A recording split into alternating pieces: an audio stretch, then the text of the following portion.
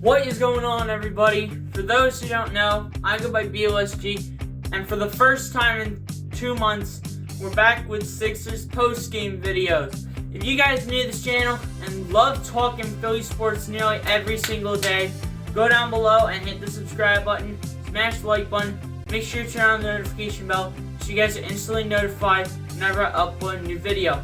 Now, before we get into the topic, I would like to apologize for not putting out any Sixers post-game vids in the past 2 months, but school has really been getting in my face and has not been giving me the right to talk to you guys about Sixers games for post-game vids that usually occur after every Sixers game, but school has really been getting on my butt.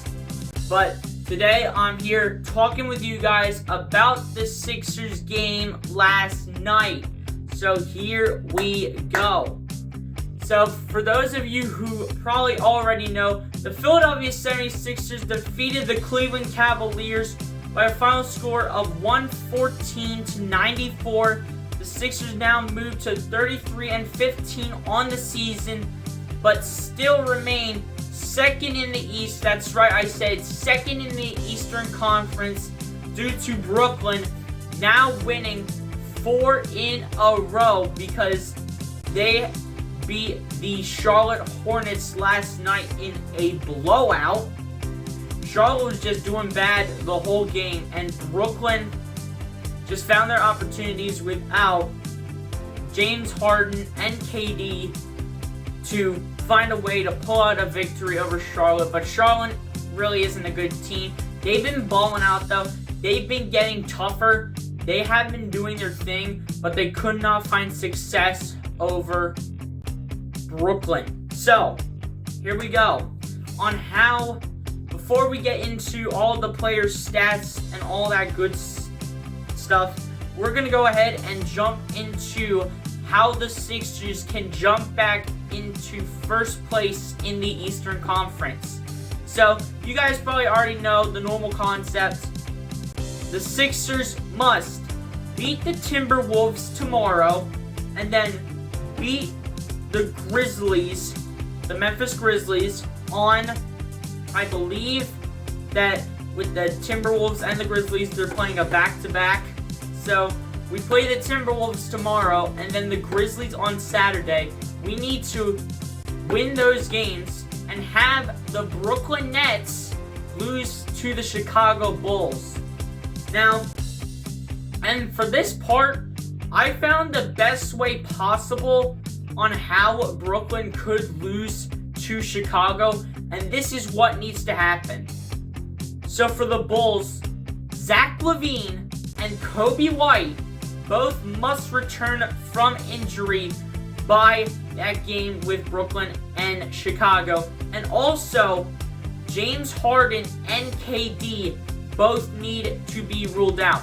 And also, some players from the Nets need to have a really bad night when the Bulls and the Nets go face-to-face, head-to-head in a battle if Zach LaVine and Kobe White come back, because it's going to be a battle if those two players from the Bulls come back, and if Harden and KD both get ruled out.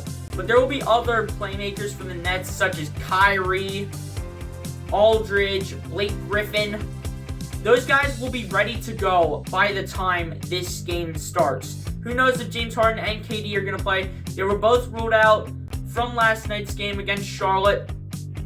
And just hoping Zach LaVine and Kobe White both return, so that way they have a chance, the Bulls, to beat the Brooklyn Nets. Now, we need to go over to players who must, and I repeat, must improve. Because 3 of the shooters from the Philadelphia 76ers, of the main ones, who should be shooting better than they normally do, they really didn't do good last night at all. So, we're going to get right into that. So, our first player that needs to improve desperately is Tobias Harris. Yes, Tobias Harris He only had 12 points, a rebound, and 3 assists. That is not good for a starter. If you're going to be claimed to be a starter, you need to have more than 12 points. You need to have at least over 20 points to be a starter. And he also had 1 block in last night's game. He went 4 for 7 from the field and went 4 for 4 from the free throw line. So he actually went perfect at the free throw line, but he just couldn't really hit anything from the field and really wasn't taking shots. And he had less minutes than some of the bench players such as Shake Milton, Furkan Korkmaz, Matisse Thybulle, etc., because he took 4 personal fouls. Because as you guys probably know in the NBA, if you get 5 fouls, you get fouled out of the game. And Toby didn't want to do that, so it was a good thing that Doc actually did pull Tobias Harris based on how many fouls he took, which was 4. Because if you get 5 fouls, you're fouled out of the game. So it was good that Doc actually did that. But Toby needs to stop constantly fouling. He needs to stop doing this stuff. Because Toby, if he's going to be a starter, he needs to stop fouling and needs to shoot the ball better. And needs to take more shots. So that's just my opinion on Tobias Harris. Second on players who must improve is Danny Green. Danny Green, he only had 11 points, 6 rebounds, 2 assists, 3 steals, and a block. So as you can clearly see, Danny Green was on one of his defensive nights with 3 steals and a block. It was actually a pretty good defensive night from Danny, but we need to see more from Danny Green on his offensive part. Because 11 points is not going to cut it if you are a starter at the end of the day. But 6 rebounds and 2 assists is alright for Danny Green, because he really doesn't get a lot of those, but he gets more points, and we need to see more points out of Danny Green. He only shot 3 for 8 from the field, which is under 50%, and he shot 2 for 3 from the free throw line, so around 67%, and 3 for 7 from behind the arc for Danny Green. Danny Green also has got to improve on his threes, because even though he can't sink every 3, he should be sinking most of them. He should not be sinking under 50% of his 3-pointers. He needs to sink probably at least more of his 3-pointers to look like a good player in Philadelphia 76ers history. And the third, we all keep constantly talking about him. Ben Simmons, he has got, I repeat, got to step it up. He only had 5 points, 13 rebounds, 5 assists, and a steal. Ben Simmons, if you are watching this right now, why are you not shooting the ball? Just shoot the ball and stop worrying about rebounds. We get that you're the king of rebounds around here. We don't need to see a lot of rebounds. Rebounds are what we are not worrying about at this point. The points are what matter right here, right now, Ben. So you really need to step it up and shoot the darn ball. And another reason why he is a player who must improve. He only shot 2 for 11 from the field. That is terrible effort by Ben Simmons. I believe, if I'm not mistaken, that is only around like 18% from the field. Did not shoot a 3-pointer and shot 1 for 3 from the free throw line. That is terrible effort by Ben Simmons. Ben Simmons has got to step it up.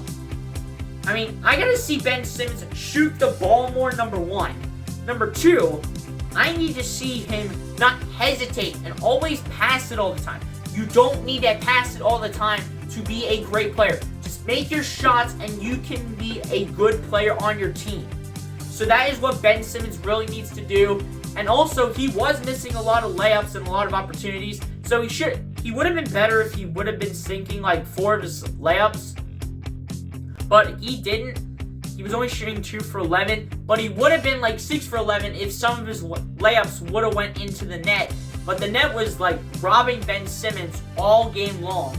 So Ben Simmons, I mean, I can't take the blame for all the rimmed out shots by Ben, because the ball was literally rimming around the net and it just popped out. It just popped out for Ben Simmons. So I can't really be mad on that. What I am mad about is all the shots that Ben Simmons literally has to put the ball into the net. All the ones that do not rim around are all the opportunities for Ben Simmons to put the ball into the net. And 1 for 3 from the free throw line is absolutely unacceptable. Ben Simmons needs to make his free throws. They're simple shots, Ben. Can you please just make your shots and we can have happy lives? Okay, that's all I gotta say about the players who must improve. Now we're gonna look at my 3 stars.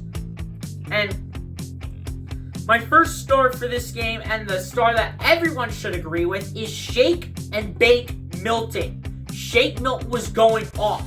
He desperately needed to improve. And the 3 stars that I have all needed to improve, and they did last night.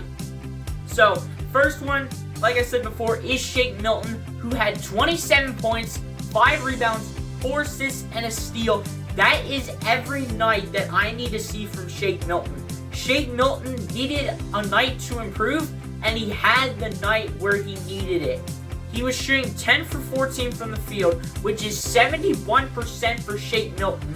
Went perfect at the free throw line with 2 for 2, and then went 5 for 7 from behind the arc, which is 71%. That is what I call a very good night for Shake Milton in shooting and in every category. Next, Seth Curry. Seth Curry as a starter, really having the chance to improve his shooting. He had 19 points, 4 rebounds, 4 assists with 2 steals. Very well played by Seth Curry. Seth Curry also really needed to step up after having like single-digit points and all that. So Seth really needed the night to really just step it up and really prove that he could stay in the starter spot. And he did right there with 19, 4, and 4 with 2 steals. He shot 7 for 15 from the field, which is 47%. And I'm fine with Seth doing that. I'm fine with Seth. He's nearly shooting 50% from the field, gang. He's shooting better than Ben Simmons was all game long.